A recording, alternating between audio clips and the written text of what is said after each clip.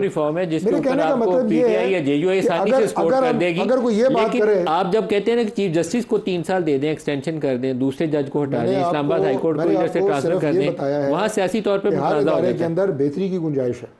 अभी मैंने सेक्रेटरीज की बात की है, तो सेक्रेटरीज के ऊपर जो ग्रिप है वो सारी जो है वो डीएमजी अफसरान की है। जो कोटा आपको मिलना चाहिए बाकी ग्रुप्स को वो नहीं मिल रहा। लेकिन अब्दुल्ला साहब, आपसे सवाल करने से पहले मैं काजी फायज़ ईसा साहब, मुझे लगता है उनको प्रोग्राम की ब्रीफिंग जाती है, क्योंकि कल उन्होंने जो वज़ाती नोट भेजा उससे मुझे एहसास हुआ है कि या प्रोग्राम देखते हैं या उनको ब्रीफ किया जाता है।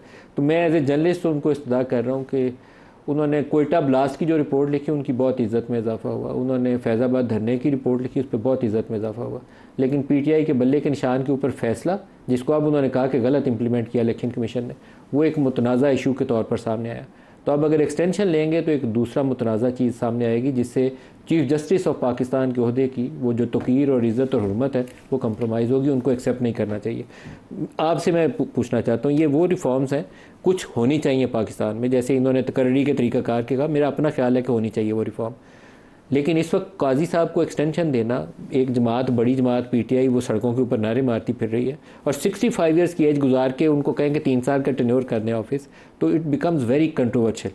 तो इस कंट्रोवर्शियल मामले में पढ़ना हुकूमत को मजबूरी किया है इस वक्त। मैंने तो पहले आपको कहा, बहुत बड़ा तनाज़ा है ये। मैंने तो पहले कहा, इस दलदल में अगर मोहतरम है हमारे लिए काजी फैज़ ईसा साहब, हम उसको एक उसूल परस्त की हैसियत से उनको जानते हैं, और उनकी स्टेटमेंट, उनके रिमार्क्स, उनके फ़ैसले, बेशक फ़ैसलों में मुतनाज़ा फ़ैसले भी होते हैं, जैसे आपने वो कला के कमीशन के हवाले से बात की और फैज़ाबाद धरना के हवाले से बात की। आपको याद है 16 अगस्त को जो वो कला में ब्लास्ट हुआ बलूचिस्तान में, बहुत अच्छी रिपोर्ट थी, जो बहुत अच्छी रिपोर्ट काजी फैज़ साहब की। कमीशन था, कमीशन भी काजी फैज़ एक बंदे का यक रुक नहीं था, बहुत अच्छी काजी ये जो फैज़ाबाद धरना केस में उसमें जो रिपोर्ट थी उसकी इज्जत बहुत बढ़ गई, और उसी वजह से उनके खिलाफ बाद में हुकूमत ने पीटीआई की ने रेफरेंस भी फाइल किया।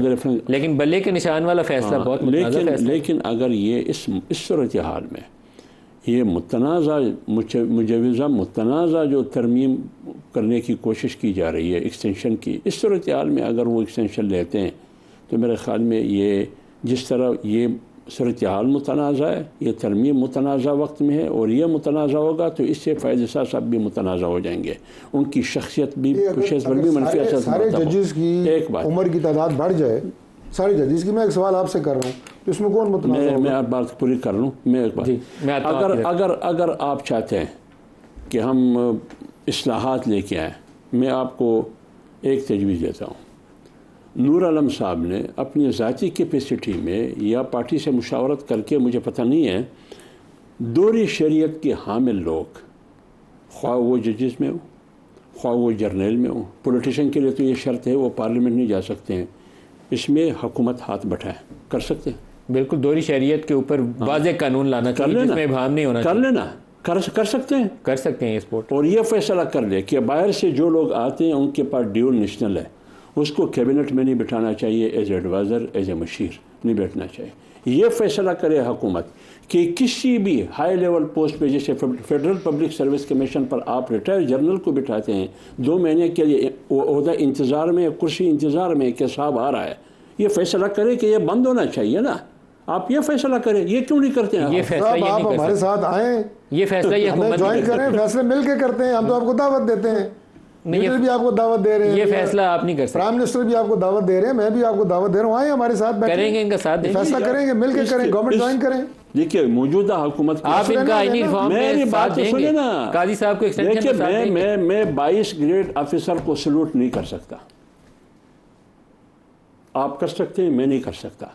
आपके हुकूमत में आना, आपके हुकूमत की सपोर्ट करना, शामिल होना, ये ऐसा ही है जैसे मौत को दावत देना। आज मौलाना ने भी कहा काजी फायज़ साहब के एक्सटेंशन के लिए जेयूआई वोट करेगी। ये मैंने आपको पहले कहा कि जेयूआई के सामने अभी तक मुसवदा नहीं आया, वो क्या फैसला करेगी ये तो पार्टी बैठ के फिर देखते हैं। लेकिन मेरी साथी राय, अगर मुझसे पूछा गया कि हफ़ीज़ अब्दुल्ला आपकी राय क्या है, मैं तो इसकी मुखालफत करें। दोबारा आपकी तरफ आ रहा हूँ, दे रहे हैं कि आप हमारे साथ आएँ वसीदार कौमी मफाद में। आप क्या देते हैं बताएं? वो तो हम आपके कैमरे में बताएंगे क्या देते हैं। वज़ारत उज़्मा ऑफर करें, वज़ारत उज़्मा ऑफर करें मौलाना साहब को। हम एक काम करें हमारे साथ, हमारी लीडर एक काम बहुत इज्जत करती है, एक काम करें, इलेक्शन का ऐलान करें। हाँ जी बताइए, मंजूर है आपको? हम आपको कह रहे हैं कि आप हमारे साथ गवर्नमेंट में आए, आप कह रहे हैं असेंबलियाँ तोड़ें। निसार जट साहब, सियासी जमात को सियासी हिकमत अमली से भी काम लेना चाहिए। हर चीज़ का हल शायद सड़कों पे भी नहीं होता, और जलसों के ऊपर वो जिस तरीके से अली अमीन गंडापुर ने जो अल्फाज का चुनाव किया वो भी दुरुस्त नहीं था। तो सियासी हिकमत अमली आपकी क्या होगी? क्योंकि काजी साहब की एक्सटेंशन के ऊपर हुकूमत संजीदगी से काम कर रही है मालूमात के मुताबिक, और ये चीज़ आज नहीं आ सकी, कल नहीं आएगी, तो हो सकता है अगले हफ्ते आ जाए, लेकिन इसके ऊपर काम तकरीर पे डटे भी हुए हैं। डटाई की हद ये है। निसार जट साहब, आपकी हिकमत अमली क्या? शर्मिंदगी भी महसूस नहीं कर रहे। अच्छा चलो, थानू तो नहीं होनी शर्म, असी कर लेने आ। ये जो बात कर रहे हैं ना अपना डॉक्टर साहब के जी, डटे हुए तो बहुत होते हैं डॉक्टर साहब, ये आज डटे हुए हैं। मैं नहीं देख रहा हूं। नहीं डॉक्टर साहब प्लीज, डॉक्टर साहब भाई ये मुझे बात करने दें ना, इस तरह ना करें। आप बात करते हैं, मैं आपका एहतराम करें आप करें। देखें अपना, आज जिन सहाफ़ी ने सवाल किया था ना खान साहब से कि जी अली अमीन गंडापुर साहब की स्पीच को आप सेकंड करते हैं, उन्होंने आगे से मुझे सहाफ़ी ने खुद बताया आज कि उन्होंने कहा कि जी मुझे नहीं पता कि उन्होंने क्या बात की है। तो मैंने आगे से उन्हें कहा कि आपको बाकी सब बातों का पता होता है, इस बात का क्यों नहीं पता? तो खान साहब खामोश हो गए। तो मैंने कहा कि आप सेकंड कर रहे हैं, इस बात को इंडोर्स कर रहे हैं? तो खान साहब कुछ ना बोले, तो वो खबर चल गई। तो लिहाजा ये आज सहाफ़ी जिन्होंने बात की उन्होंने खुद बताया कि खान साहब ने ऐसा कोई उसको सेकंड या इंडोर्स नहीं किया, ठीक है। और हम अपनी सतह पे समझते हैं कि अली अमीन गंडापुर साहब ने जो स्पीच की है, उनको अगर ये बात करनी थी तो उनको डिफ्रेंशिएट करके ये बात करनी चाहिए थी कि कौन सहाफ़ी करप्ट है, कौन अच्छे हैं। देखें ये नहीं हो सकता कि सारा इदारा करप्ट है, ये नहीं हो सकता कि हम सबको तनकीद कर। थोड़ी कतलामी हो रही है आपकी जी। जस्टिस शाहिद हमारे साथ शामिल हो रहे हैं। जस्टिस शाहिद उस्मानी साहब बहुत शुक्रिया, आप हमारे साथ शामिल हो रहे हैं। इस वक्त हुकूमत कोशिश कर रही है कि जॉइंट सेशन पार्लियामेंट का कॉल किया जाए और आइनी रिफॉर्म्स की जाए, जिसमें चीफ जस्टिस ऑफ पाकिस्तान का जो ऑफिस है, बल्कि हाई कोर्ट के चीफ जस्टिस, उनकी भी जो मियाद है ऑफिस की, वो 3 साल टेन्योर ऑफिस कर दिया जाए। इस तरह की रिफॉर्म के हाई कोर्ट के जजेस की ट्रांसफ़र एंड पोस्टिंग की भी बात हो रही है, अपॉइंटमेंट के तरीकाकार की बदली की भी। लेकिन इनके पास अददी वो बर्तरी मौजूद नहीं है जो 2/3 के लिए दरकार होती। 224 का नंबर नहीं है। पीटीआई के बंदों को फ्लोर क्रॉस करके वोट डलवाएंगे। आपके ख्याल में ऐसी कंट्रोवर्शियल तरमीम काबिल कबूल होनी चाहिए या नहीं होनी चाहिए? देखिए, जहाँ तक कि आइन का ताल्लुक है, आइन की में कोई अमेंडमेंट अगर चाहिए तो आपको 2/3 मेजॉरिटी लाजमी है। और वो किस तरह से आप लेते हैं वो उस पर हम नहीं जाना चाहते। हमारे मुल्क में तो हर किस्म की हरकतें होती रहती हैं और वो होंगी कि नहीं होगी, लेकिन 2/3 मेजॉरिटी लाजमी है। अगर 2/3 मेजॉरिटी वो लेके आते हैं तो फिर वो आइनी तरमीम कर सकते हैं, वरना नहीं कर सकते, सीधी बात है। तो अब ये जो कर रहे हैं, अगर आइनी तरमीम कर रहे हैं और अगर एज लिमिट बढ़ा रहे हैं जजेस के रिटायरमेंट की, तो ये एक ऐसी चीज़ है जो कि बार को कभी पसंद नहीं आएगी। तो जितनी बार्स हैं पाकिस्तान में, क्योंकि हमारे बार्स में आमतौर से ये कॉन्सेप्ट ये है कि जब जजेस 65 साल की उम्र में पहुंचते हैं तो वो टाइम हो गया कि उनको अब जाना चाहिए, क्योंकि अगर वो ज़्यादा देर रहते हैं तो उसके बाद प्रॉब्लम्स होते हैं। बल्कि ये चीज़ तो अब सारी दुनिया में एक्सेप्ट हो गई है। मसलन इंग्लैंड में पहले जजेस जो हैं वो सुप्रीम कोर्ट के, या जो अब सुप्रीम कोर्ट हो गई, सुप्रीम कोर्ट के जजेस जो हैं उनकी कोई रिटायरमेंट एज नहीं होती थी, लेकिन अब वहाँ पे भी हो गई, अमेरिका में भी हो गई।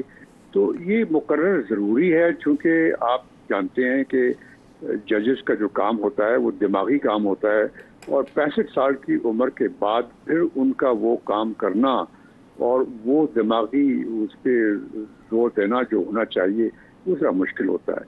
तो मेरे ख्याल में ये तो बड़ी सही उम्र है 65 ईयर्स। अगर इसको बढ़ाएंगे तो इससे प्रॉब्लम्स होंगे। जैसे शाहिद उस्मानी साहब बहुत शुक्रिया, मैं आपकी राय का मैं खुद इसी ओपिनियन का हूँ कि 65 इनफ है, इसको एक्सटेंड नहीं करना चाहिए, ना इसकी आड़ में 3 साल देने की और कोशिश करनी चाहिए। आप माजी से उस रूल का इतलाक़ करने की बजाय इसको फ्यूचरिस्टिक कर दें